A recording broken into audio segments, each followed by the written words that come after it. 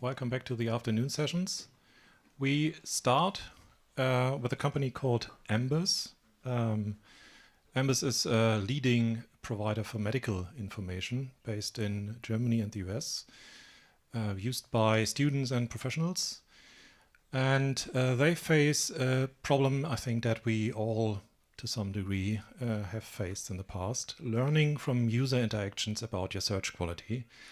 And that problem has become even more difficult recently in the times of generative AI, RAG systems, where users don't really interact with search results directly anymore by clicking, but they consume the content by chat interactions and things like that, and analyzing that information is an interesting challenge.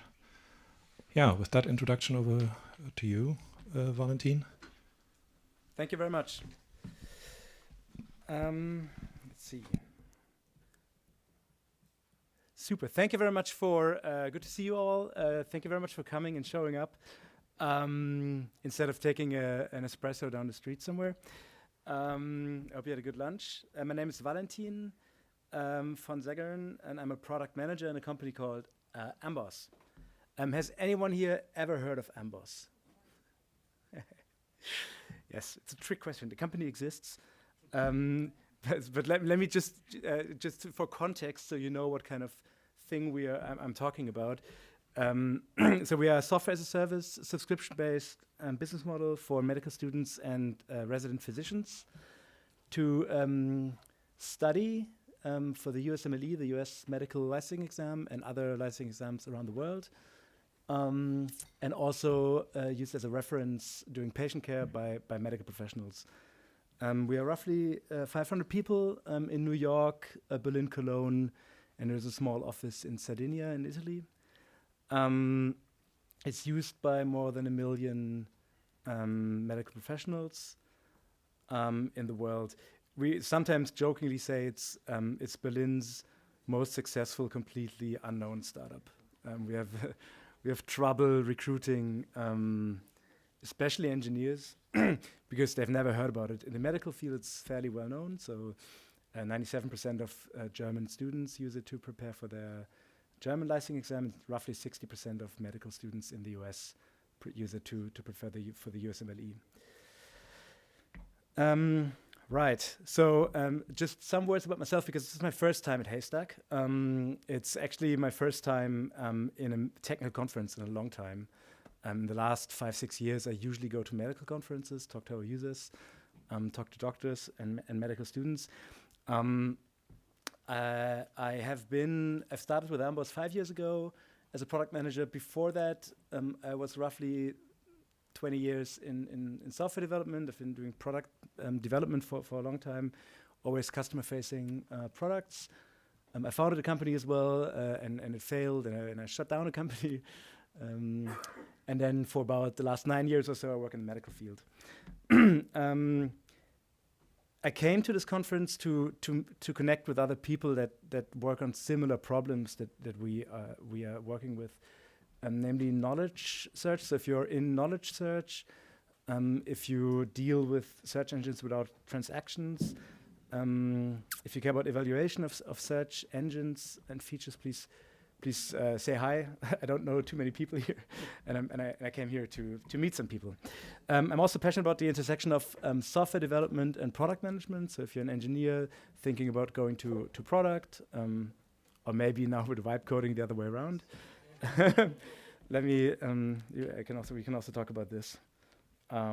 Yeah. Cool. So the AMBOSS search engine. This is kind of a typical query. This shows some of the. So this is our real search result pages, and I just wanted to go quickly on into the anatomy of our problem, without skipping over many of the details. In general, I will do a lot of hand waving here, because I'm the product manager. So please bear with me. I can feel free to double click on anything that you find particularly interesting, and I'm happy to go into further detail. But yeah, so typical user submit a query like this: pneumonia, ABX, pregnant. What I want to know is there's a patient, a pregnant patient with pneumonia. How do I have to change my antibiotics treatment? ABX is one of the sort of so-called clinical shorthands. It's how doctors communicate. So they use the search. Then our main product is that we have these like longer articles that can be used by students to read up on, what is pneumonia, how do I do pharmacotherapy during pregnancy. But oftentimes our physician users, this is mostly for the physician use case, they actually reference AMBOSS content on the go between having a patient popping up in the EHR and on their way to that patient in these like 45 seconds on the hallway, they reference the case. So landing them on an article that might be a couple of pages, even though it's optimized for quick consumption, it's not good enough. So the other thing that we pull out is a relevant deep links into entry points into the article. So clicking one of these sublinks there leads you directly to the place in the article. And then one of the newer things that we have done, blatantly copied from Google, is that we put out some direct answers if they are sufficiently specified medical questions directly onto the search result pages. And and we have so the search volume that we have, so the data volume that we have is fairly small. We have like less than 10,000 documents, 100,000 documents. We have like roughly 500,000 searches per day, so also the query volume is not super high. So some of the things that I think make our search a little bit special is that our users are expert users. They know exactly what's there. But sometimes they know the articles that we have by heart. They know if they search, they have very little tolerance for bad precision. If they search and don't find the result on rank 1, they typically blame it on themselves. So, for example, we got away from the longest time without handling spelling mistakes at all. Because even if in a giant medical word, if they had one spelling mistake, they sort of say, it's my fault, I misspelled it. This is like kind of a particular user base, I think. We don't have crazy amount of relevant documents typically per query. Like for most queries, we have like 1 to 5 relevant documents. So it's about ranking. It has to be super fast. As I said, we measure the stuff in seconds, and we want to land people into the content as quickly as possible because we are referenced on the go. And then some of the sort of special thing about the medical domain is that it's really a strange new language that people speak. So we're dealing with a lot of abbreviations. There is a lot of synonyms for things. There's these clinical shorthands, ABX, antibiotics, TX, treatment, DX, diagnosis. And yeah, spelling, our users, even though they're very efficient doctors, they sometimes misspell things as well. Yes, as I said, this is not going to be a very technical talk. I want to focus on the evaluation of our engine and how we think about to understand whether the features that we're implementing make sense for our users. So I basically have 3 topics that I'm going to talk about. First, like how do we start out with a dedicated search team? I think this is a shorter piece of the talk. Then I will talk, the majority of the time, I will talk about our journey through hybrid search, how we went about launching this in the first place and then iterating on, make it better. And then I'll talk a little bit about the our latest release, these knowledge cards, we call them our knowledge panels, on the right-hand side of the search result pages and how we think about evaluation of this. Yeah. Cool. So, so I preface this with I preface this with the conclusion. I will repeat this conclusion, so to make it stick, but just so you know what's coming.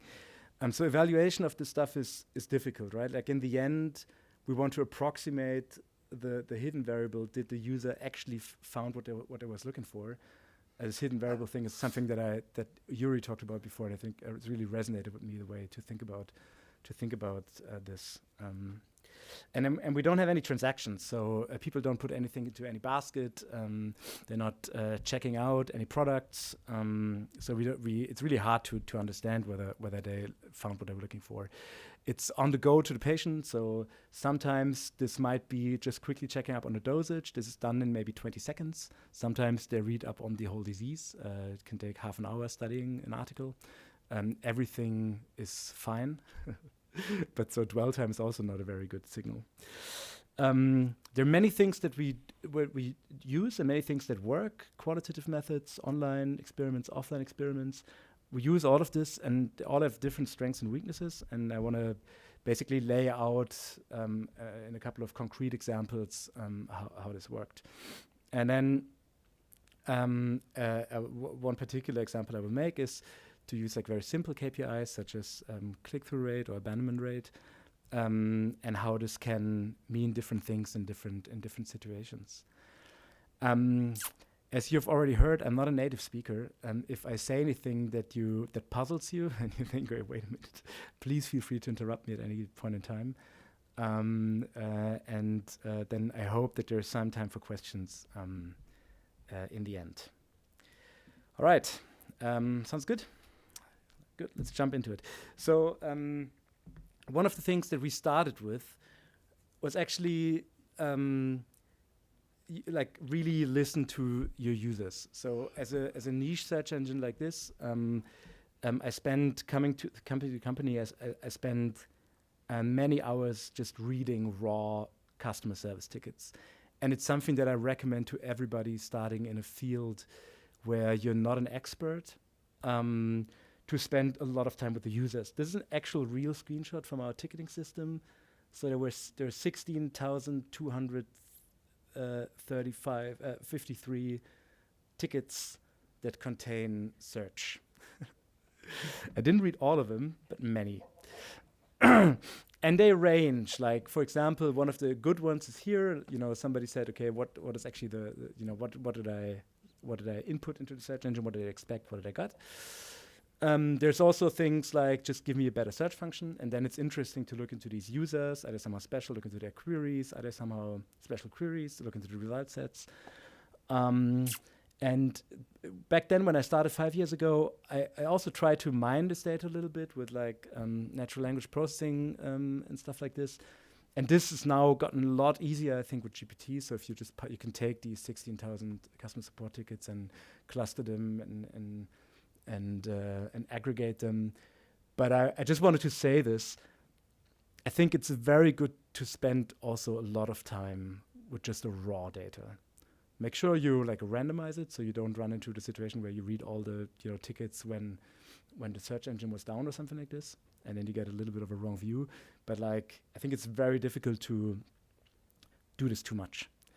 I personally, for example, set up a bi-weekly meeting with our customer support, and then they talk to me what they hear from users, what is special, what is changing, and I talk to them about experiments we are running, so to give them a heads up, and that really worked well.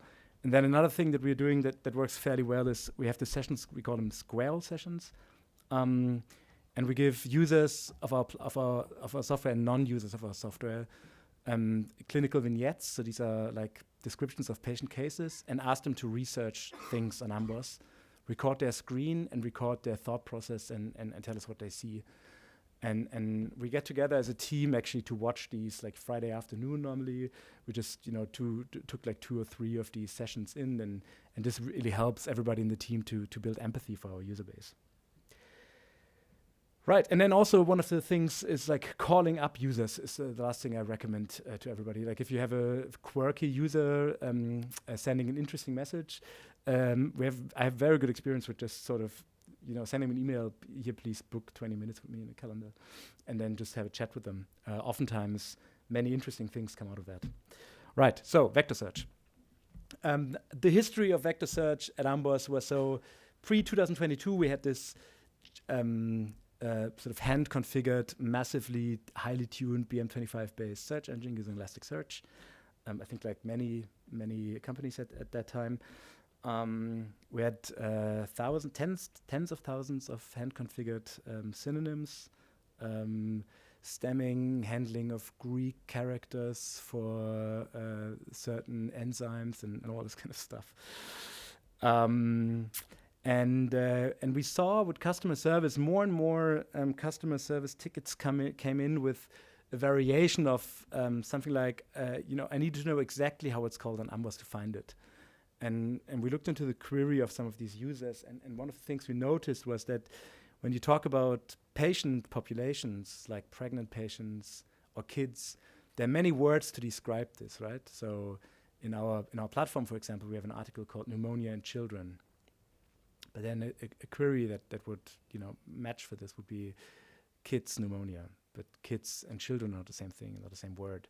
And then babies, juveniles, kids of patients 5 years of age, like, and so this we had a hypothesis that vectors could help here, and we in 2022 we started to just play around with embedding models to see if the cosine similarity between vector representations of these different concepts look like there's something there, and this somehow evolved during 2022, and in 2023 these experiments were ready to ship as an upgrade to our search engine that supported a semantic lookup of information. And then 2024 we actually overhauled this initial release that was called based on something called ZapBERT. Has anyone heard about that before?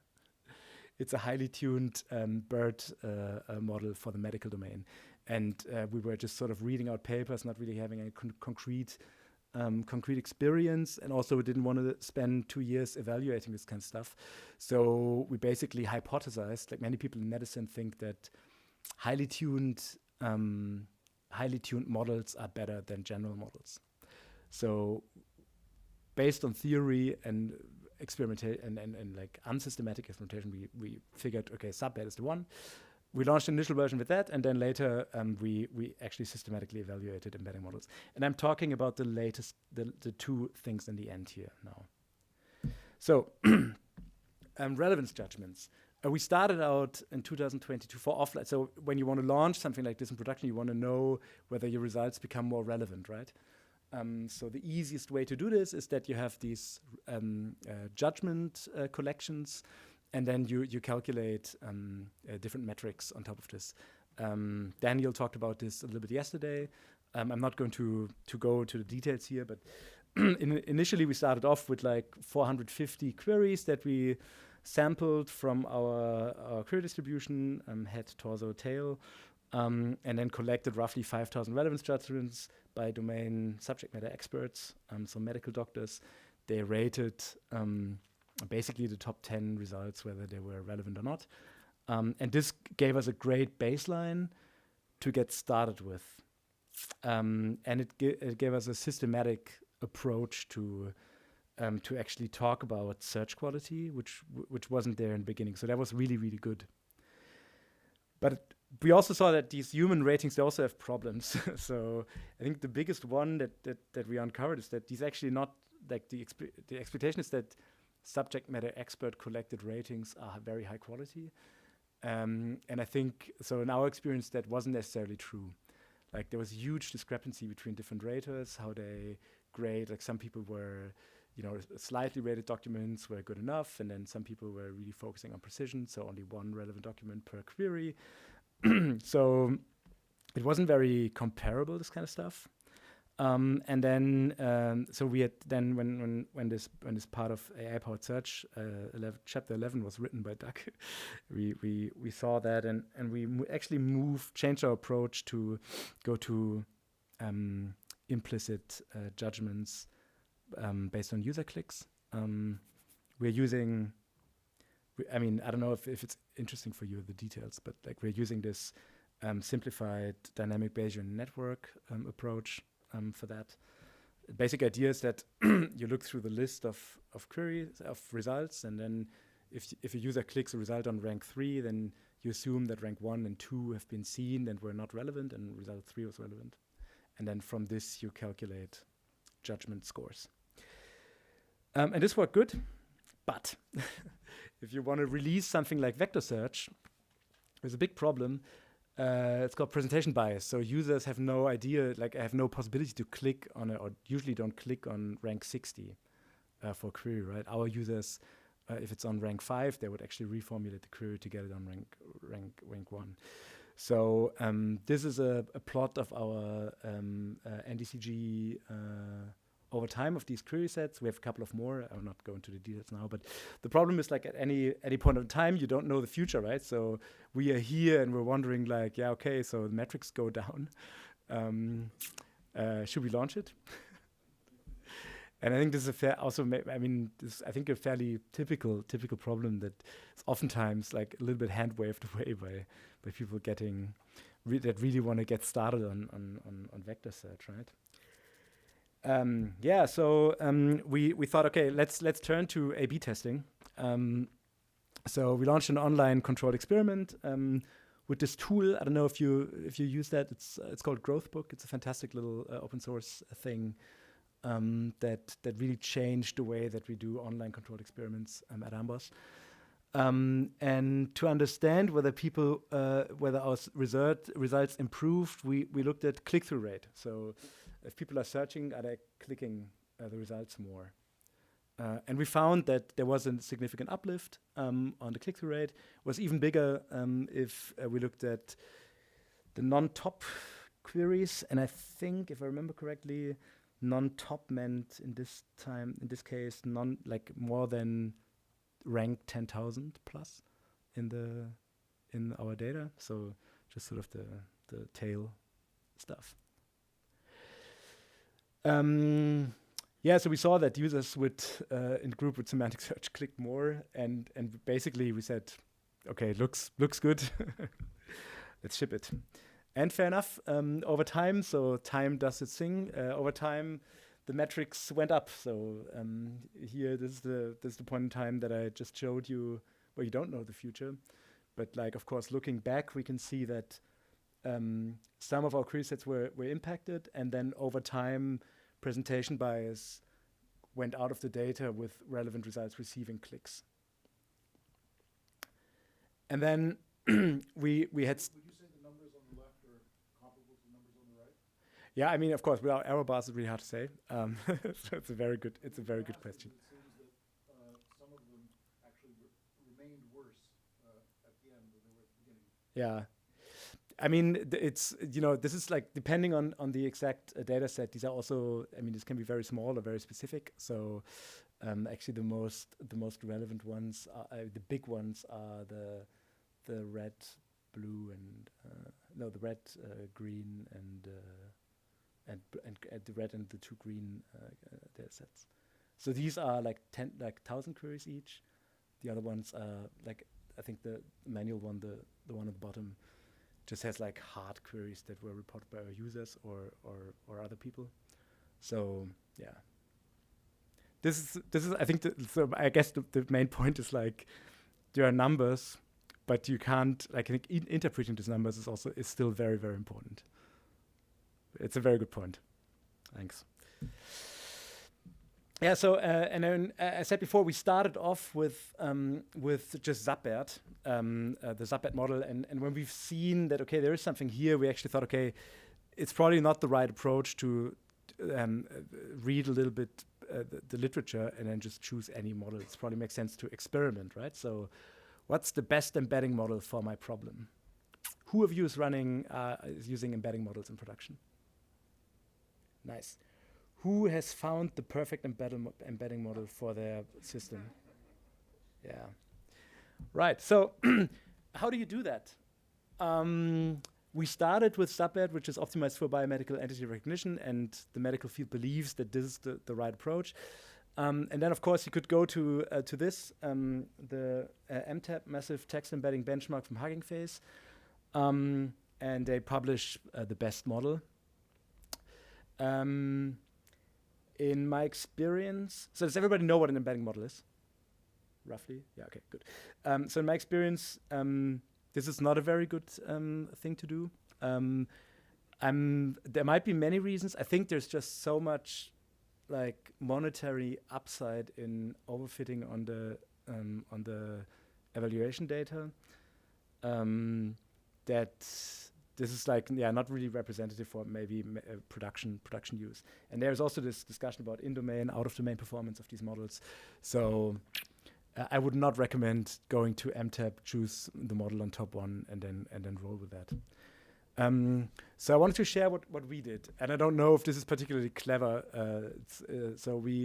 But it worked. I think it works quite well, and I think many companies should do something like that. So we actually generated a data set that's representative of the search problem we have, right? So there's queries in different forms and languages. So first one is a question query. The second one is a keyword query. Then there's documents in different shapes. So the first one is just the title of an article. The last one is like a document passage.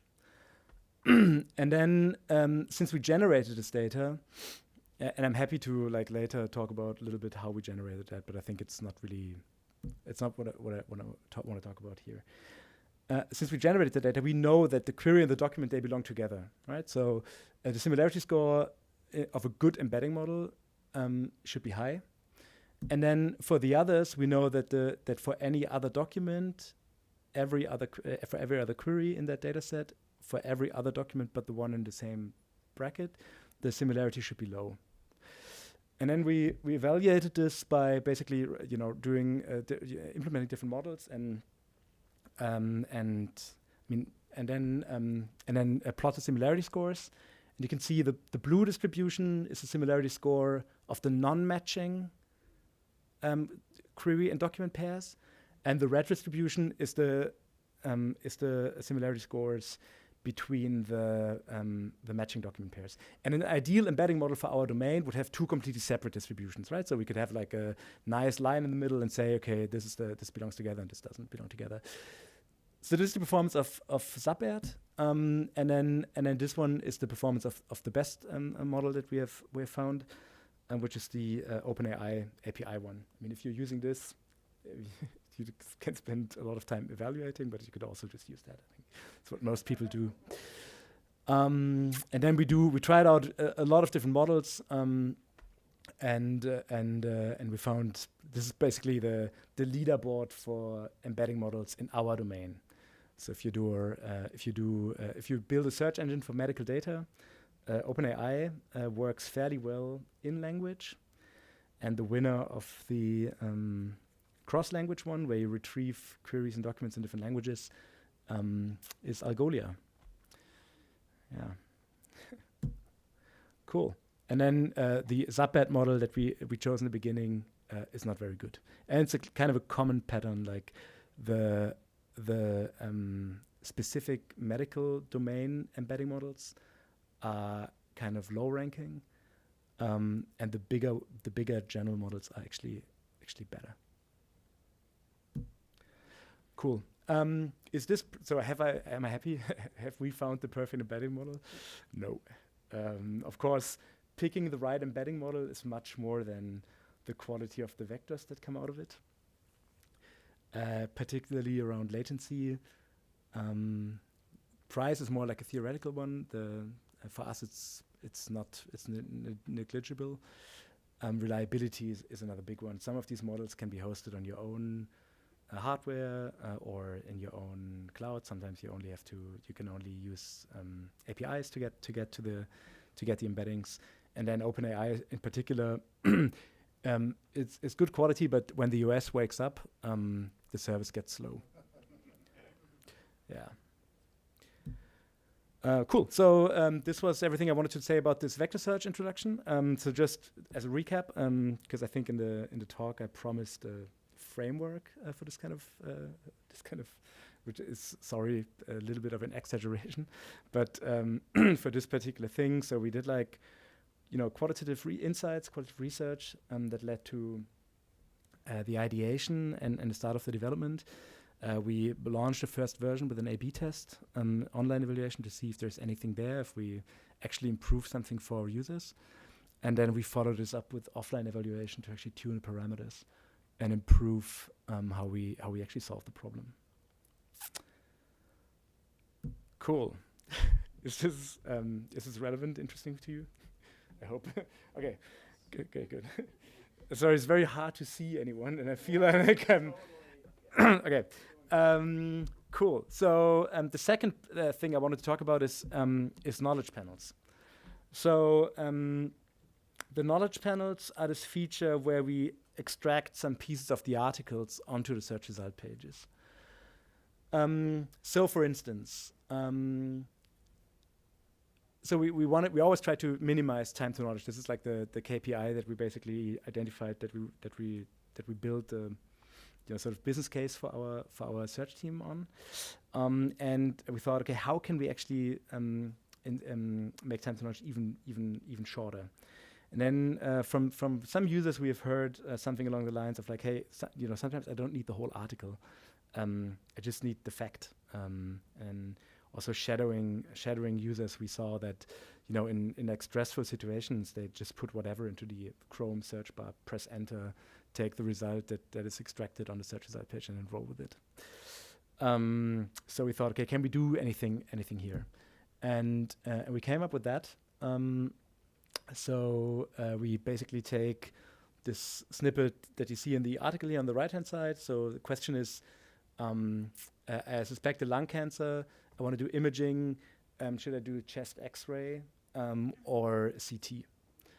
And so the answer can be extracted on the search result page there and give users a much more focused, succinct answer without scrolling, without the visual burden of like having all the article around it.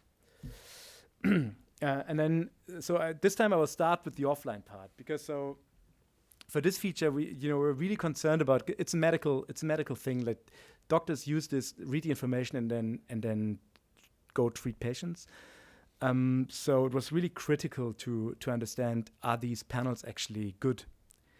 And I wanted to share a little bit about the process, how we've done this. So it started with somebody wanting to try cursor, and we had this problem, and he said, yeah, I'll just see how far I get in half a day.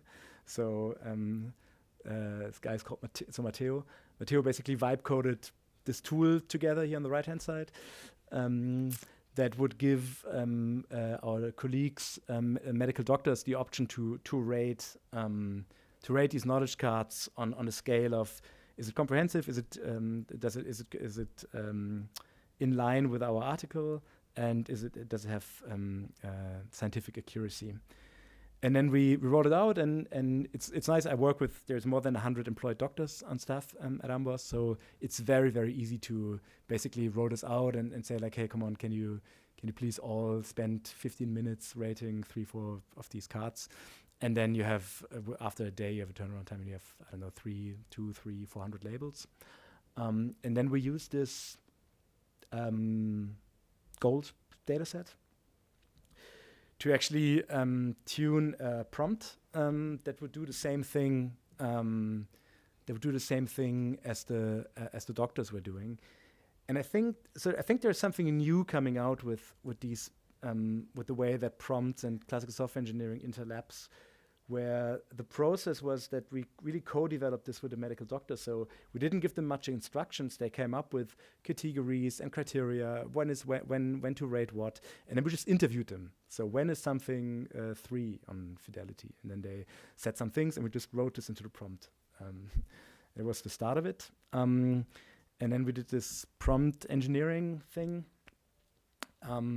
But to make it a little bit more engineering-like, we now had a gold standard data set, and when we optimized by basically calculating inter-rater reliability, something that Eric talked about yesterday as well. And there's many ways to do this. We chose this Cohen's-Kappa coefficient. Is nice because it gives you an intuition of what the number means. So if you do mean squared error or something like that, then you just have a number, and it's really kind of difficult to understand whether it is now a good rater or not. But Cohen's-Kappa has, like, in the linked paper, there's actually a table that tells you, like, if it's 0.8, then it means the rater is good. So it helps with like communicating the results. Yeah, and then we basically put this. I mean, this is just a screenshot. We of course put this into code, but you can imagine it like this. So we have this prompt here on the left hand side where we say what a knowledge panel is and what the criteria are and how this works. And then on the right hand side we put in the different knowledge cards, and suddenly we have something that basically rates online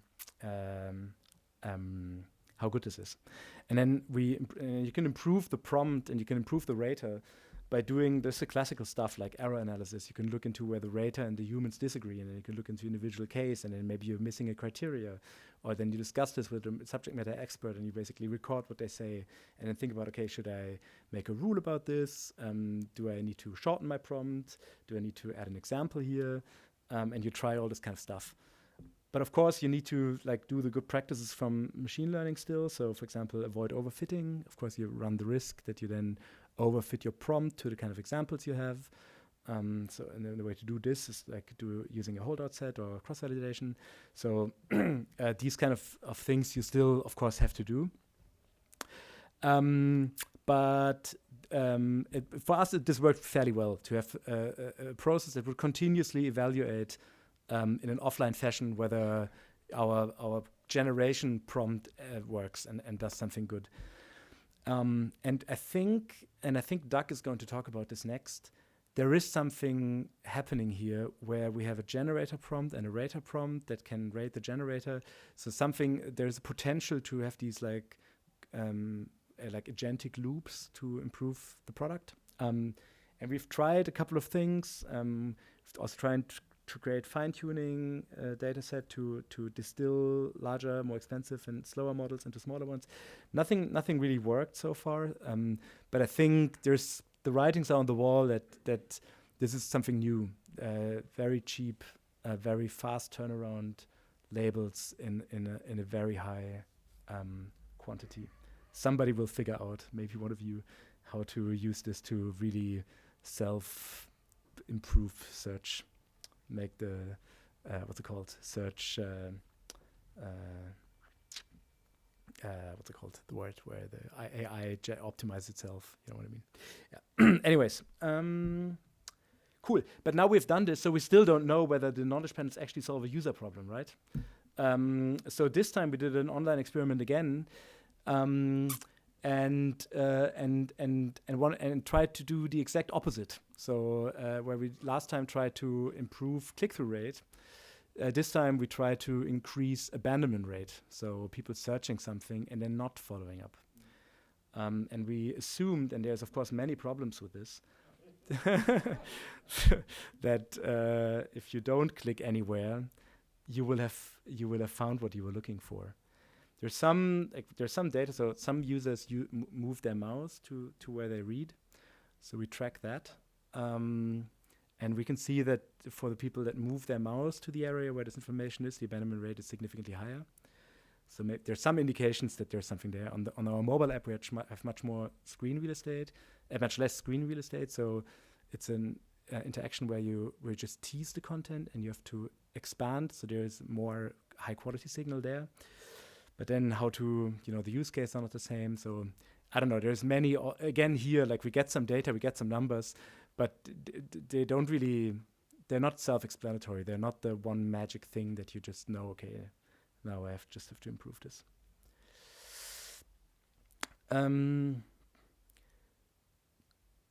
Cool. So the summary here again, and this is where I'm getting with this framework thing, we kind of did the same thing again. So qualitative insights led to the identification of the opportunity and start of the development. An online evaluation told us if we can, or we assume that we actually have solved the problem, that we can roll out to users. And then with offline evaluation, we again tune parameters, improve, or we solve the problem. So this is it. I don't have anything more. But just to repeat, I would always recommend to anyone, also to engineers, but especially to product managers, spend a lot of time with unscalable stuff, like talking to users, reading individual support tickets, watch individual users use your platform, look at raw query logs, look at raw result lists together with a domain expert, and then a lot of the ideation that we are doing comes from that. A great search is relevant and also has great UX. So I think this and so online and offline experiments have to always, I think, be move together.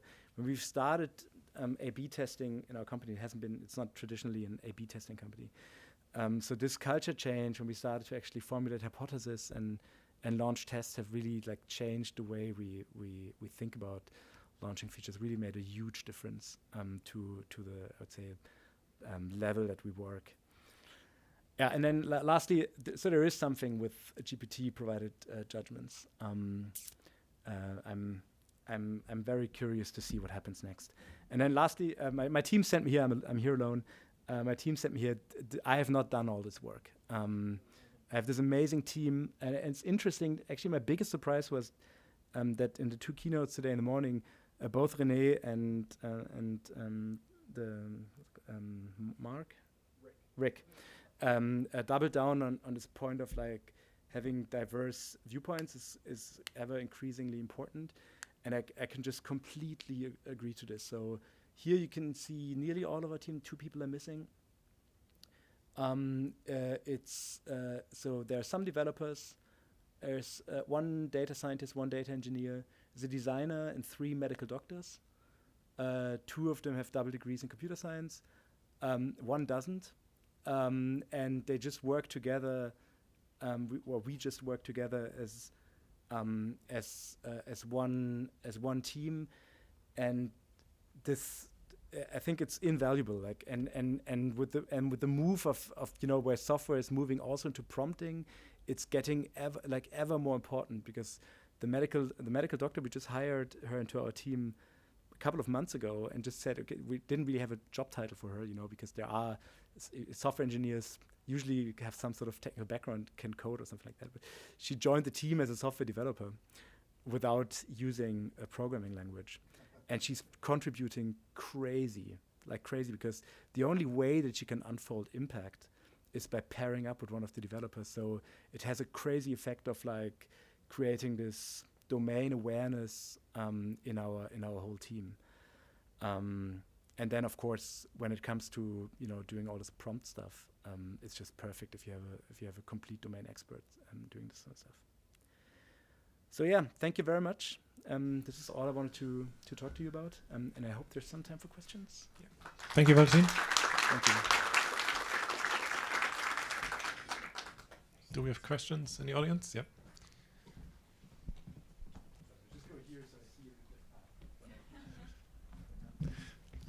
Hi, great talk.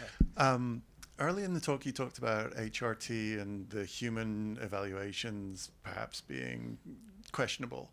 But then later on, you said you created a solution for doctors to give you feedback. Yes. Were there any particular techniques that you used to get more valuable feedback from people? Yes, it's a very good question.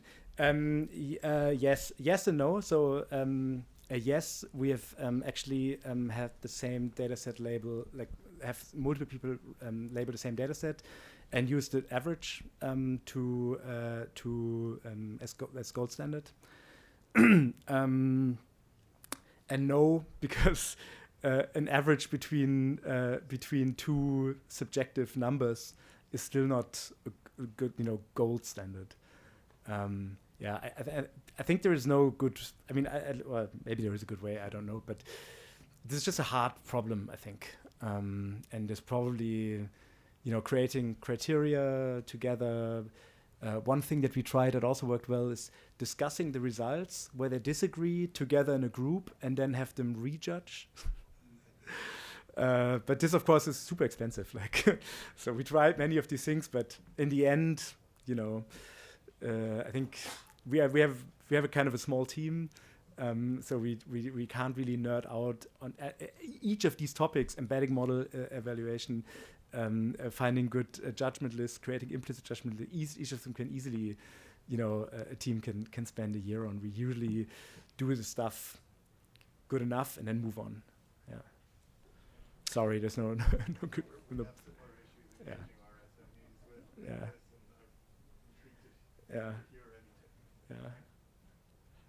Hi there. You mentioned time to knowledge as a primary KPI. Yeah. Can you unpack that? Tell me how you defined knowledge and how do you know that the knowledge was actually achieved? Yeah. I mean, so yesterday there was this product manager meetup, and I shared my regrets with that metric. So it's hard, right? So we don't know whether you actually found what you were looking for in the end. There is no hard truth.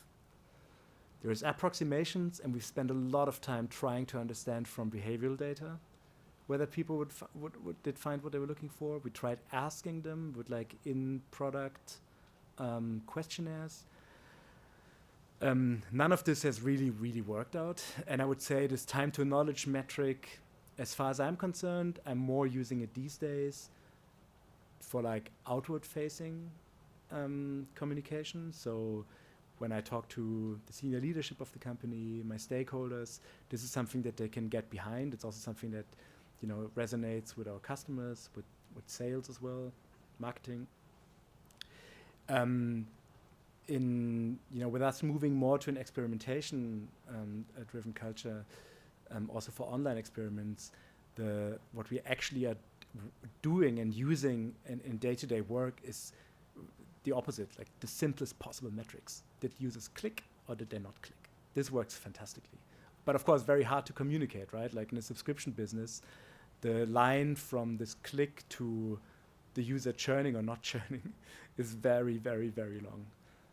And also there, I don't have a good answer. I think it's a hard problem. And time to knowledge is great communication tool and not so great to actually operate on. Okay, thank you. We are at time, so let's thank the speaker again. Thanks.